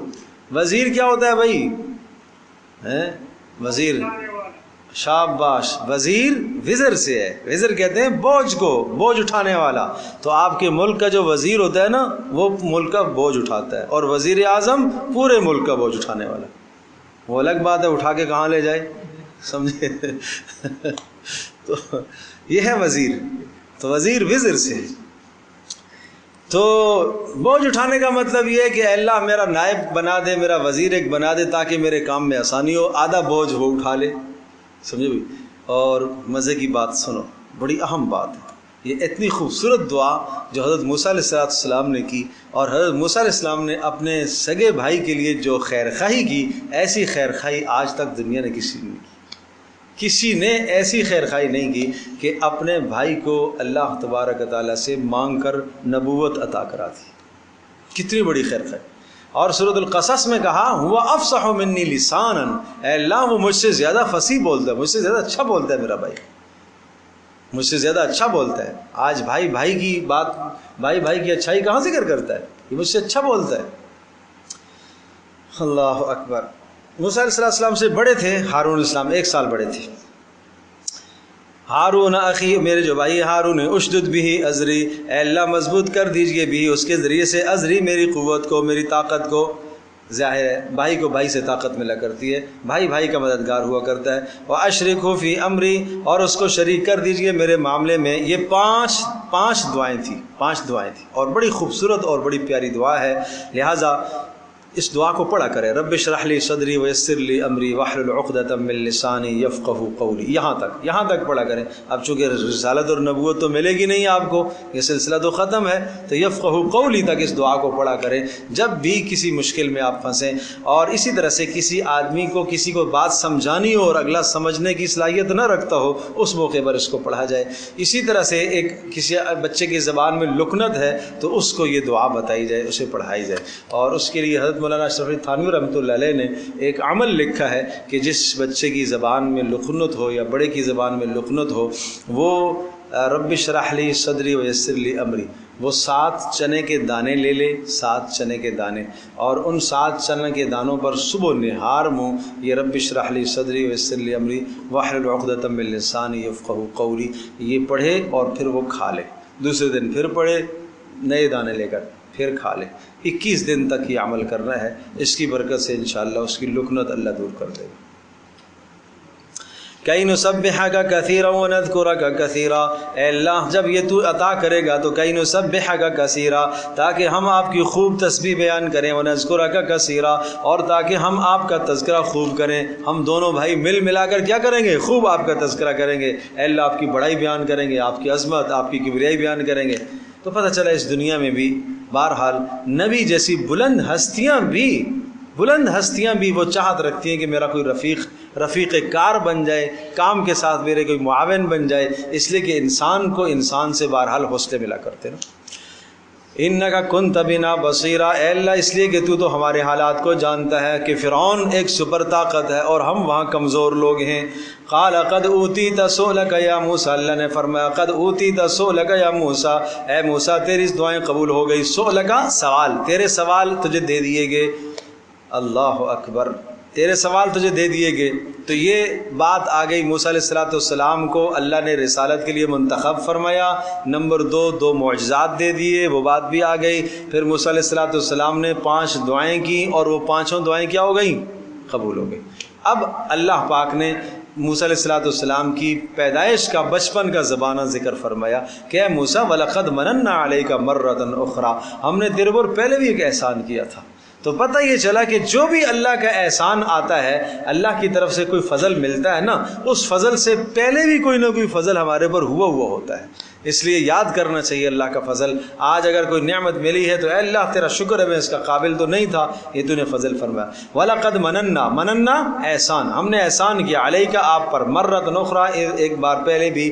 وہ کیا احسان تھا؟ وہ یہ تھا اذ اوحینا، جب ہم نے وحی کی، الہام کیا، اشارہ کیا، الی امک تیری ماں کو، ما یوحا جو ہم نے الہام کیا، کیا الہام کیا تھا؟ وہ یہ تھا ان اقذفیہ فی التابوت فاقذفیہ فی الیم، یہ تھا کہ اقذفیہ فی التابوت، اقذفیہ کہ پھینک دینا اس کو، کس کو؟ موسیٰ کو ڈال دینا، فی التابوت تابوت کے اندر، فاقذفیہ فی الیم اور تابوت کو ڈال دینا یم اس پانی کے اندر، فلیلقہ الیم بالساحل اور یہ پانی سمندر پھینکے گا اس کو کنارے پر، پھر کیا ہوگا؟ یاخذہ اس کو لے لے گا، عدو لی میرا دشمن، وعدو لہ اور اس کا دشمن، فرعون میرا بھی دشمن اور اس کا بھی دشمن۔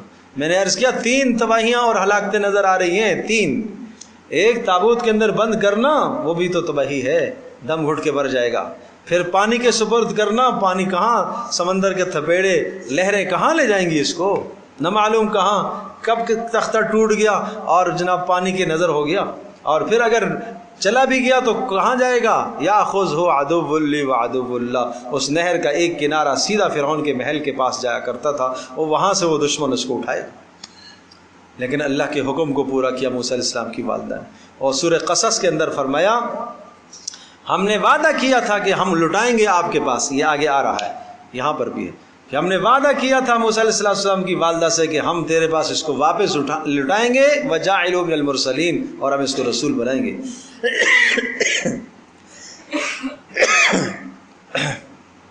اللہ اکبر۔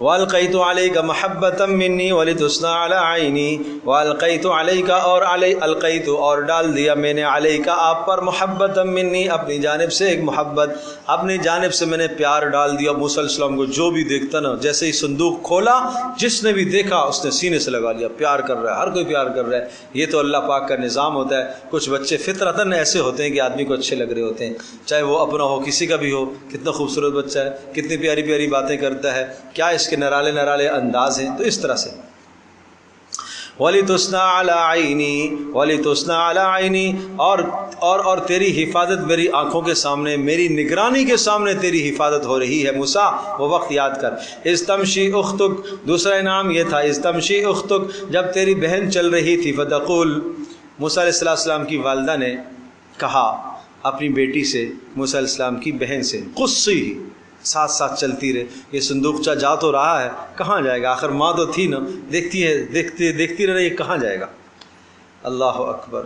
تو سیدھا جا کے فرعون کے محل میں جب وہ پہنچا، صندوقچہ اٹھایا گیا اور جناب اب عورتوں نے سینے سے لگایا اور چھاتیوں سے لگایا دودھ پلانے کے لیے. لیکن وَحَرَّمْنَا عَلَيْهِ الْمَرَاضِعَ مِنْ قَبْلُ، اللہ کہہ رہے ہیں ہم نے لازم کر دیا ہے موسیٰ علیہ السلام کسی بھی عورت کی چھاتی کو منہ نہیں لگائیں گے، ہم نے حرام کر دیا ہے. کیسے لگائیں گے؟ اللہ اکبر. شیرخوار بچہ ہے، اللہ پاک جب نہ پلانا چاہیے تو کون پلا سکتا ہے؟ نہیں منہ لگا رہے. تو وہ بھول پڑی موسیٰ علیہ السلام کی بہن. ہم نے کہا ہمارے محلے میں ایک عورت ہے اور وہ اتنی شفیق اور مہربان عورت ہے کہ ہر بچہ اس کی چھاتی کو قبول کر لیتا ہے. اس زمانے میں دودھ پلایا کرتی تھی دائیا، وہ ہماری خاتون ہے محلے کی اور ہر بچہ اس کا دودھ قبول کر لیتا ہے. یہ اشارہ کس کی طرف تھا؟ ماں کی طرف. یہ نہیں کہا کہ میری ماں ہے، اس کی ماں ہے، اور یہ نہیں کہا کہ میں کون ہوں. ہمارے محلے میں ایک عورت. اچھا بھائی بلاؤ بلاؤ بلاؤ. بلائی گئی موسیٰ علیہ السلام کی والدہ. موسیٰ علیہ السلام کی والدہ نے سب عورتوں کے سامنے سینے سے لگایا، دودھ قبول کر لیا. جب دودھ پینے لگے فرعون کو اطلاع دے دی گئی کہ ہاں بچے نے دودھ قبول کر لیا. کس کا؟ وہ فلاں محلے کی ایک خاتون ہے، اس کو.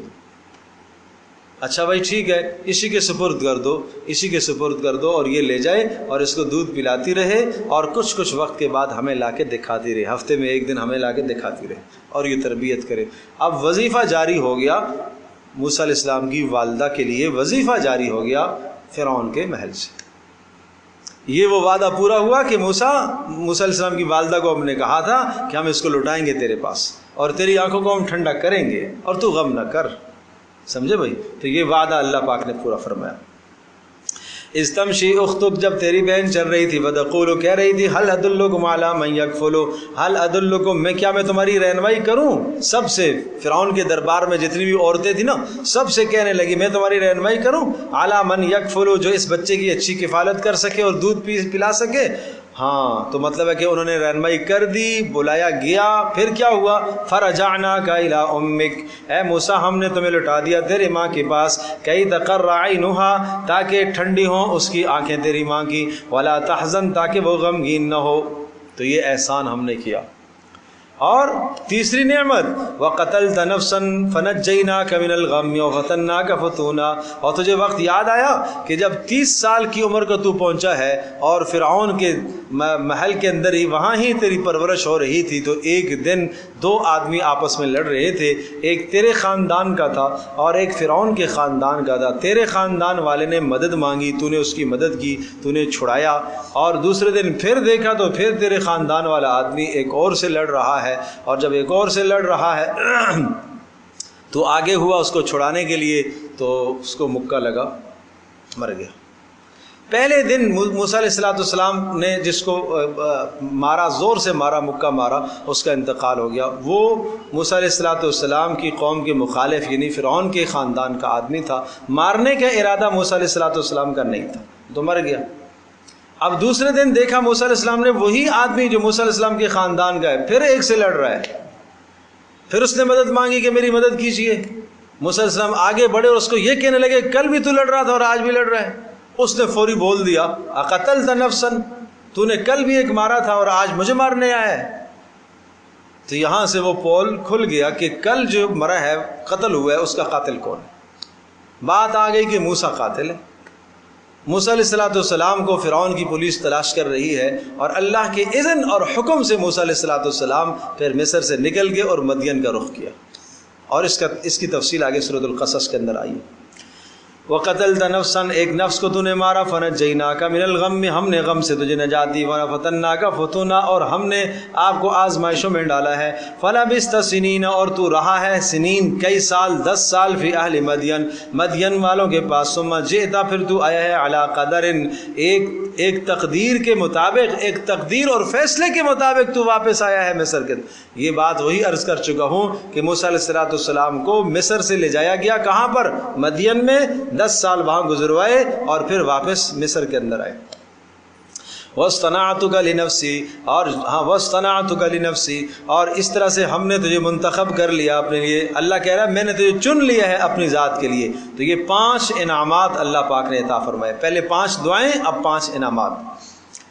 اذهب انت واخوك بآیاتی ولا تنیا فی ذکری. اذهب تو جا اور تیرا بھائی یعنی تیرا بھائی ہارون دونوں جائیں بآیاتی میری نشانیاں لے کر، ولا تنیا فی ذکری اور میری یاد میں سستی نہ کرنا.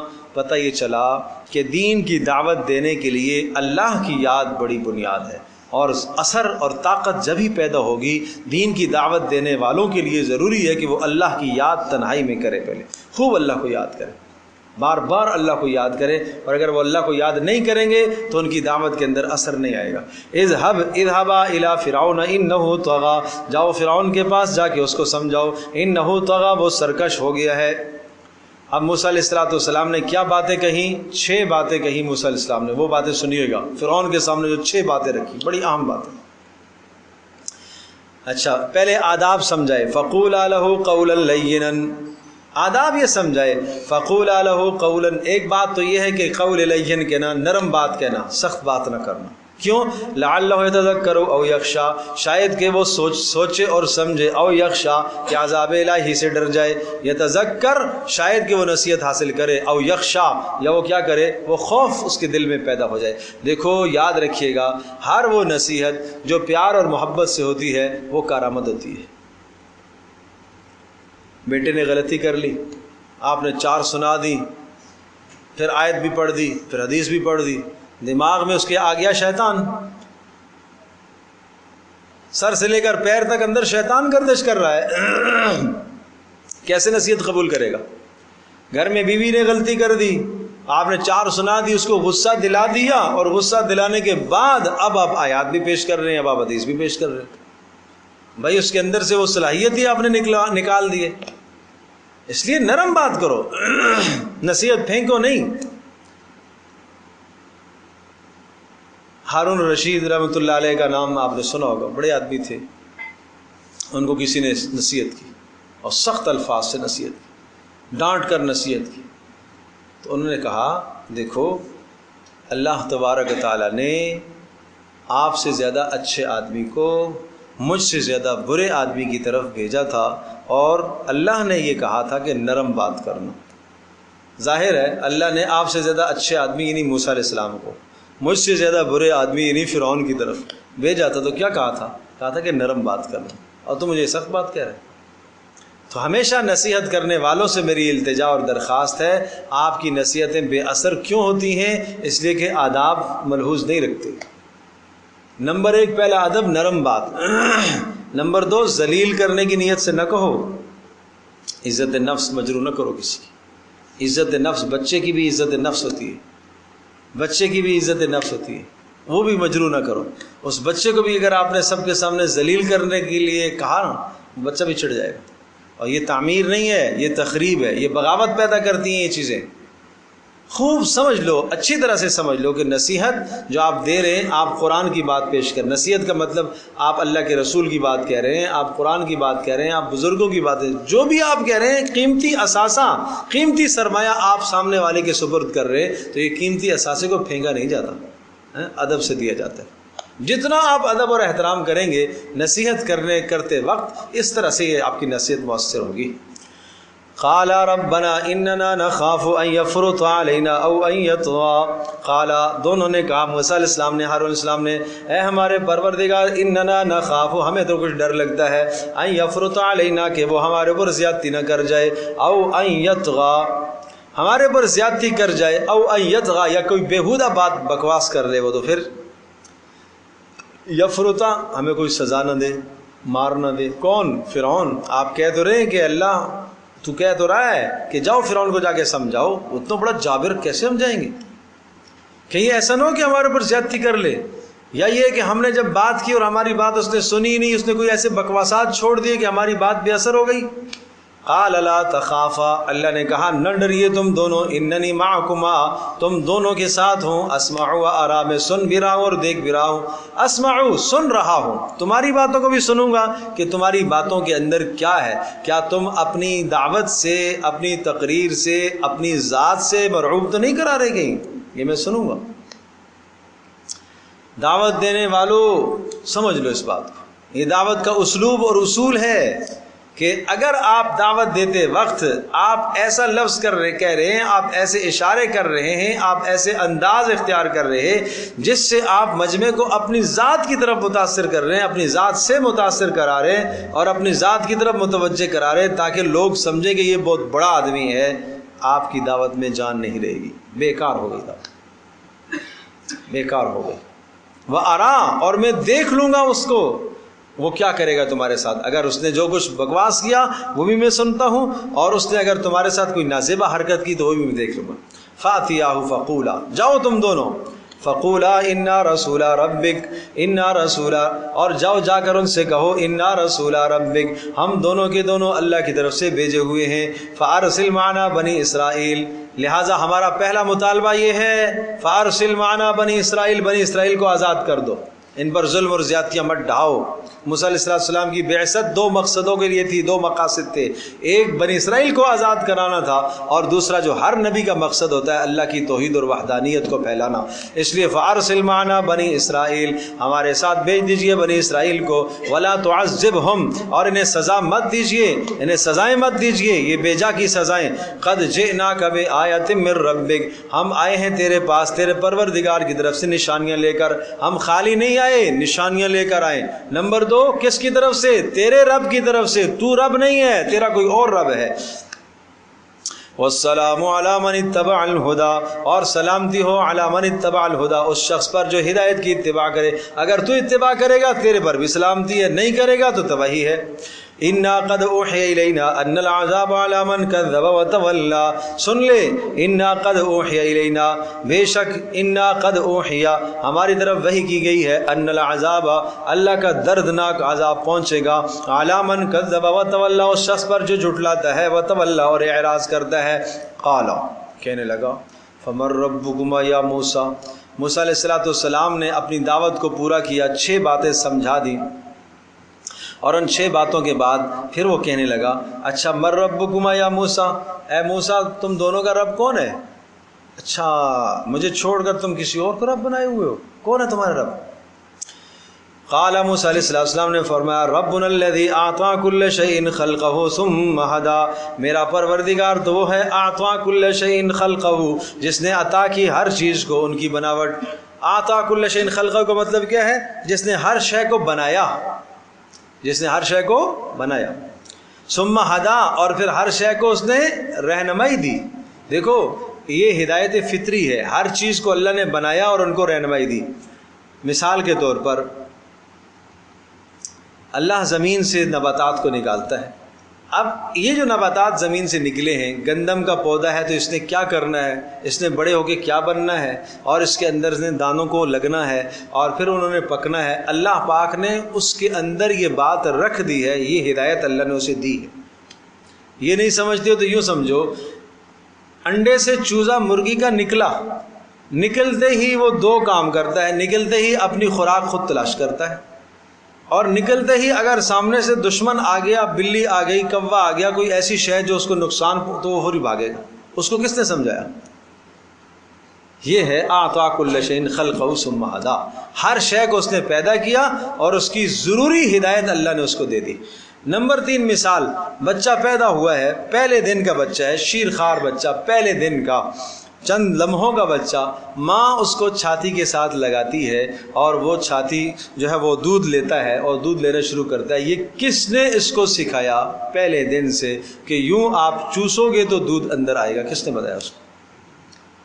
آپ جب بچے کی تحنیک کرتے ہیں، آپ گٹی دیں بچے کو، آپ شہد اور کھجور جیسے حدیث پاک میں آتا ہے، تو اس طرح سے گٹی دینے کا آج رواج نہیں رہا کہ کسی نیک اور بزرگ آدمی سے، کسی اللہ والے آدمی سے کھجور کو چبوا کر اور کھجور کے جو ذرات ہیں اور اس کی جو چکناہٹ ہے اور وہ رطوبت ہے جو اس کی مٹھاس ہے، وہ شہادت کی انگلی کے ساتھ لگا کر اس کے تالوں میں لگائیں. جیسے آپ تالوں میں لگائیں گے بچہ چوسنا شروع کر دے گا. یہ چوسنا اس کو کس نے سکھایا؟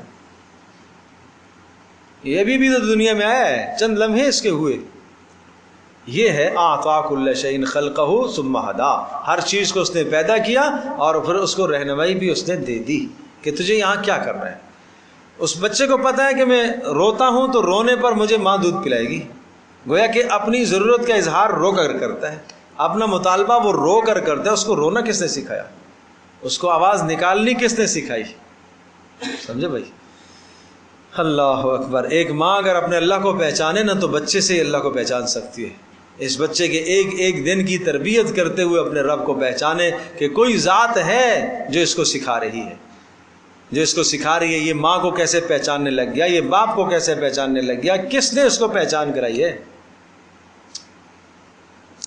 قال فما بال القرون الاولی. فرعون نے یوں چاہا کہ موسیٰ علیہ السلام کو لاجواب کرے، اور لاجواب کرنے کے لیے اس نے ایک ظالم نے ایک تیر پھینکا. کہنے لگا فما بال القرون الاولی، یہ تو کہہ رہا ہے کہ تو رسول ہے اور یہ باتیں تو نے بتائی ہیں، اچھا تم سے پہلے جو لوگ گزرے ان کا کیا حال ہوگا؟ یعنی تم سے پہلے جو گزرے اور جو تیرے اوپر ایمان نہیں لائے، ایمان لائے بغیر مرے ہیں، تو وہ کیا ہوگا؟ ان کا کیا بنے گا؟ فما بال القرون، کیا بال کہتے ہیں حال کو، کیا حال ہوگا القرون الاولی، پہلے والوں کا. یعنی یہ جتنا مجمع بیٹھا ہوا ہے، فرعون کے دربار میں یہ بات چل رہی تھی اور سارے وزراء سامنے موجود تھے اور ایک دربار جمع ہوا ہے، وہاں موسیٰ علیہ السلام تقریر کر رہے ہیں. اور اس موقع پر فرعون سوال کر رہا ہے کہ یہ جتنے بھی لوگ بیٹھے ہوئے ان کے آباء و اجداد کا کیا ہوگا؟ آپ سنیے گا، غور سے سنیے گا میری بات. ایک جواب تو یہ تھا کہ وہ ایمان نہیں لائے میرے اوپر، لہذا جہنم میں جائیں گے، جلیں گے، عذاب میں جائیں گے. اگر موسیٰ علیہ السلام یہ الفاظ ارشاد فرما دیتے تو سب کے سب بھڑک جاتے، کوئی بات سننے کو تیار نہ ہوتا. اور فرعون چاہ ہی نہیں رہا تھا کہ یہ یہی کہے، ایسا لفظ بولے جس سے قوم کی غیرت بھڑکے، قوم کی غیرت بھڑک جائے تاکہ. لیکن موسیٰ علیہ السلام نے کیا خوبصورت جواب دیا. اس کو کہتے ہیں رسول، نبی، سلجھا ہوا جواب اور موقع مناسبت کا جواب اور تلا اور نپا ہوا جملہ. کیا کہا؟ قال علمها عند ربی فی کتاب. ان کا حال تو اللہ ہی جانتا ہے. علمها عند ربی فی کتاب، ان کا حال تو اللہ ہی جانتا ہے، میرے رب کے پاس ہے. اچھا بات رب، بار بار موسیٰ علیہ السلام رب رب، لفظ رب رب، یہ اس کو سمجھانا تھا کہ تو رب نہیں ہے، رب کوئی اور ہے. سمجھو بھائی؟ اس کے دل و دماغ کے اندر یہ بات کلک کرنی تھی کہ نہیں، رب تو نہیں ہے، رب کوئی اور ہے. قال علمها عند ربی فی کتاب، کہا ان کا علم تو میرے رب کے پاس ہے، کتاب میں، لوح محفوظ میں لکھا ہوا ہے. لا یضل ربی ولا ینسا، میرا رب نہ بھٹکتا ہے نہ بھولتا ہے. تو بھٹک جاتا ہے، بھول جاتا ہے، تجھے کیسے رب مانے؟ میرا رب نہ بھٹکتا ہے نہ بھولتا ہے. اچھا الذی جعل لکم الارض مہدا، میرا رب وہ ہے جعل لکم الارض مہدا، جس نے بنایا ہے زمین کو بچھونا.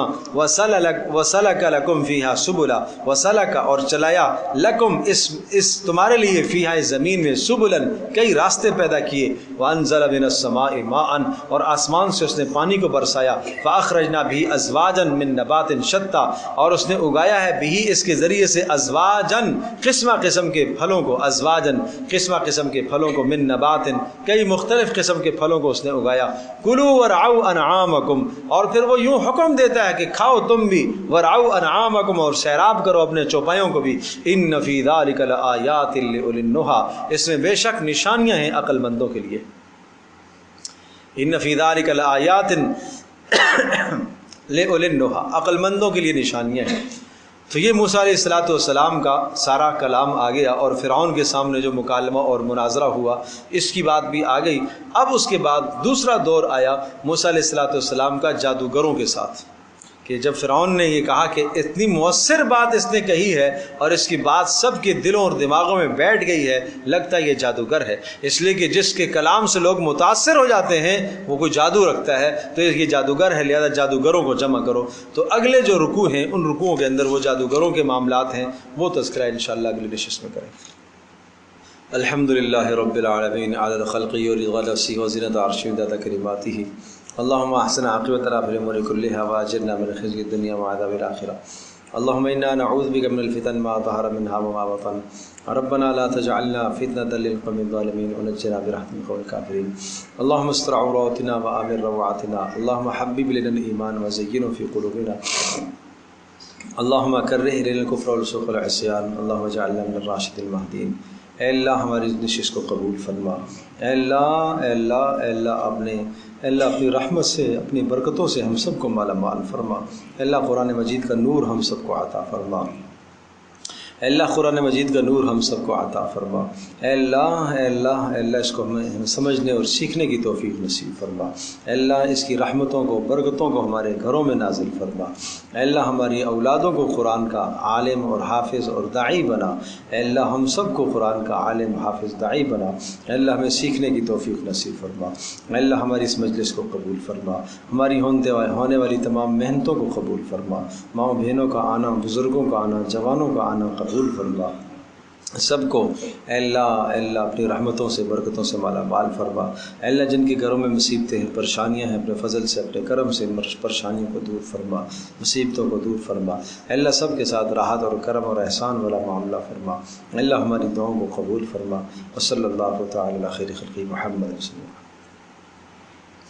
حنفیہ میں مسجد میں مغرب کی نماز کے بعد بھی وہاں تفسیر کا سلسلہ ہے، اور وہ نئے سرے سے ہم نے شروع کیا ہے، تو وہاں بھی احباب شریک ہوں انشاءاللہ۔ سورہ مدثر کا آج وہاں درس ہوگا انشاءاللہ، بہت بہترین، مغرب سے عشاء۔